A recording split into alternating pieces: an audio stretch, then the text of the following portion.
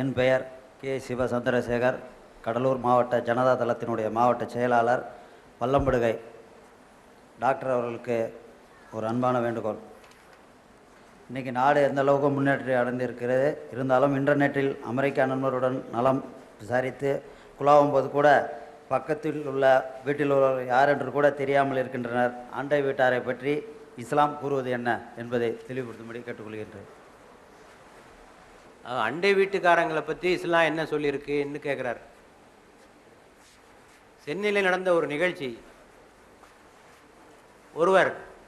ஒருவரை பார்த்தார். சார், உங்களை எங்கேயோ பார்த்த மாதிரி இருக்கே அப்படின்னார்.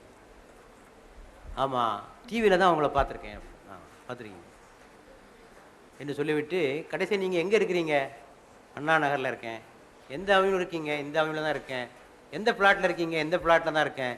எந்த நம்பரில் தான் இருக்கீங்க? நம்பர் அடுத்த வீடு. அடுத்த வீட்டுக்காரனை டிவியில் பார்த்தா தெரிஞ்சுக்கிற வேண்டியிருக்கு. பக்கத்து வீட்டுக்காரங்களுக்குள்ள அவ்வளோ பழக்கம். அதுவும் நகர்ப்புறங்களிலே கேட்கவே வேண்டாம். ஒரு தீவு போல இன்று வாழ்ந்து கொண்டிருக்கக்கூடிய ஒரு சூழ்நிலை. பயப்படுறான், பக்கத்து வீட்டுக்காரனோட பழகிறதுக்காக பயப்படுறான். பழவனா ஏதாவது உதவிக்கு வந்துடுவானோ, ஏதாவது கேட்டுருவானோன்னு பயந்துக்கிட்டு இவர்கள் தனித்தீவாக வாழ்ந்து கொண்டிருக்கக்கூடிய ஒரு காலகட்டங்களிலே பார்த்து இருந்து கொண்டிருக்கிறது. இறைவனுடைய அருளினால் கிராமங்களே அத்தகைய நிலை இன்னும் பாதிக்கவில்லை, அந்த அளவுக்கு வரலை. வராமல் பார்த்துக்கிடுங்க.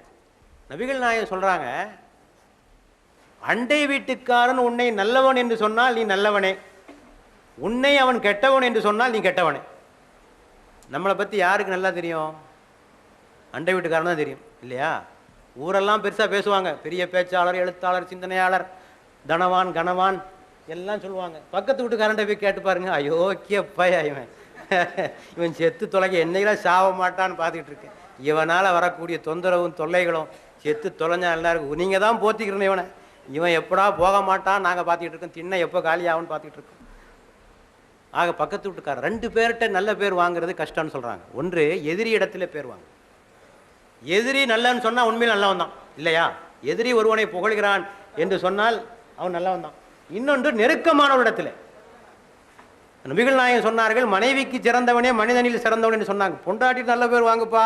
ஊரெல்லாம் பேர் வாங்குறது பின்னால பொண்டாட்டிக்கு நல்ல பேர், சொந்தக்காரன் நல்ல பேர், பக்கத்து வீட்டுக்காரன் நல்ல பேர், இது வாங்குறதான் பெரிய கஷ்டம். எதிரி இடத்திலும் நெருக்கமான இடத்திலும் நீ பேர் வாங்கினால் நீ நல்லவன் தான்.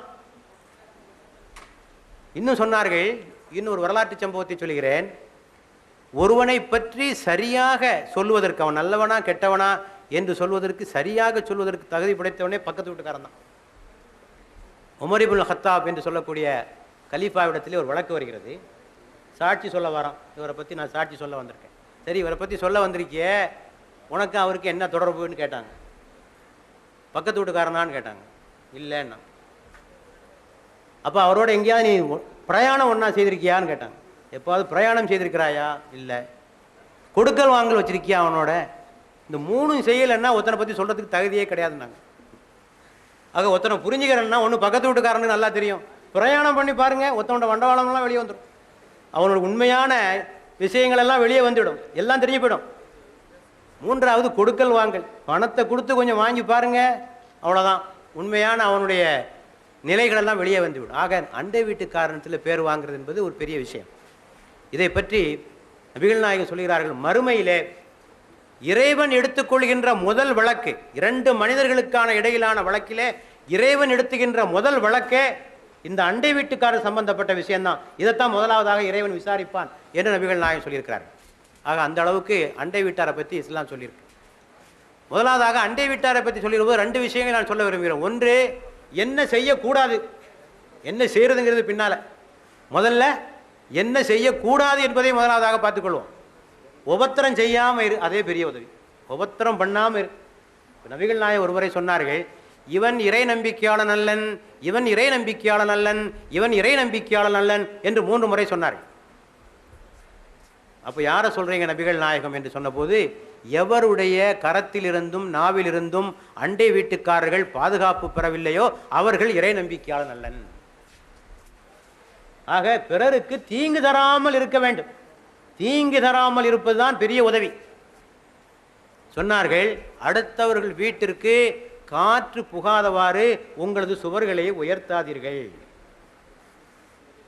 எவ்வளோ சண்டை நடக்குது, எவ்வளோ கேஸ் நடந்துகிட்டு இருக்கு. இங்கே ஜன்னல் போட்டான், அங்கே அதை போட்டான், இதை போட்டான், அடுத்தவனோட கஷ்டத்தை பற்றி யோசிக்கிறது இல்லை.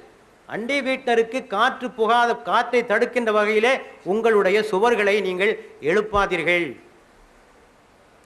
என்று சொன்னார்கள். இன்னும் நுணுக்கமான ஒரு விஷயம் சொல்றாங்க நபிகள் நாயகம். நீங்கள் பழங்களோ பண்டங்களோ வாங்கி கொண்டு வந்தால் அதை பக்கத்து வீட்டுக்காரனுக்கு கொடுங்கள். அப்படி கொடுக்க முடியவில்லை என்று சொன்னால் உங்கள் குழந்தைகள் அவற்றை வெளியே எடுத்து செல்லாதவாறு பார்த்துக்கொள்ளுங்கள். எதனால? பக்கத்து வீட்டு குழந்தைகளுக்கு அது தூண்டுதலாக இருக்கும். இவ்வளோ நுணுக்கமாக சொல்லியிருக்கு. இவ்வளோ உணர்வுகளை மதிக்க வேண்டும் என்பதிலே இஸ்லாம் மிக குறியாக இருக்கிறது. இது ரொம்ப சின்ன விஷயம், ஆனால் இது எவ்வளோ பாதிக்கும் தெரியுமா?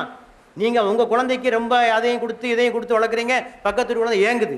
இதை கூட செய்யாத, இதுவும் பக்கத்து வீட்டுக்காரனுக்கு தரப்படுகிற தொல்லை தான். ஆக அடுத்தவனுக்கு தொந்தரவு தராமல் இரு என்று நபிகள் நாயகம் அவர்கள் சொல்லுகிறார். அதே போல் ஒன்னால் முடிஞ்ச வரைக்கும் உதவி செய். உதவி கேட்டால் உதவுங்கள், கடன் கேட்டால் கொடுத்து உதவுங்கள்.